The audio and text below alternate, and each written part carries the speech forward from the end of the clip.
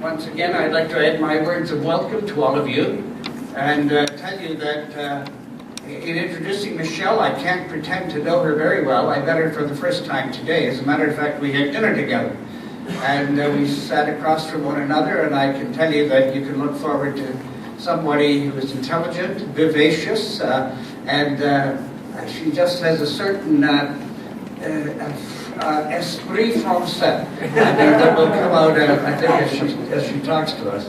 Anyway, a little bit about Michèle. She has worked for 20 years in public relations and in journalism, and she worked for La Presse in Montreal, and then with the bi-monthly magazine Le Nouvel Informateur Catholique. Michèle joined C.O.L.F, which is the Catholic Organization for Life and Family, in the year 2004. She's presently the director of that organization. And alongside her studies in family education, she also has pastoral experience in evangelizing youth and adults. And Michèle Boulva is a parent who considers her profession as a parent the most beautiful vocation in the world. She has 3 children and 4 grandchildren. And now a word about C.O.L.F. The Canadian organization, not golf, but C.O.L.F. The Canadian Organization for Life and Family was co-founded by the Canadian Conference of Catholic Bishops and the Supreme Council of the Knights of Columbus. C.O.L.F.'s mission is to build a culture of life and a civilization of love by promoting respect for human life and dignity and the essential role of the family. It has 3 main objectives.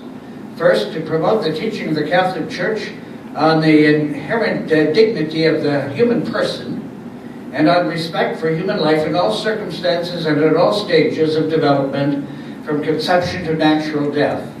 And secondly, to support and strengthen the fundamental role of the family in society. And thirdly, to promote the Church's teaching on natural family planning.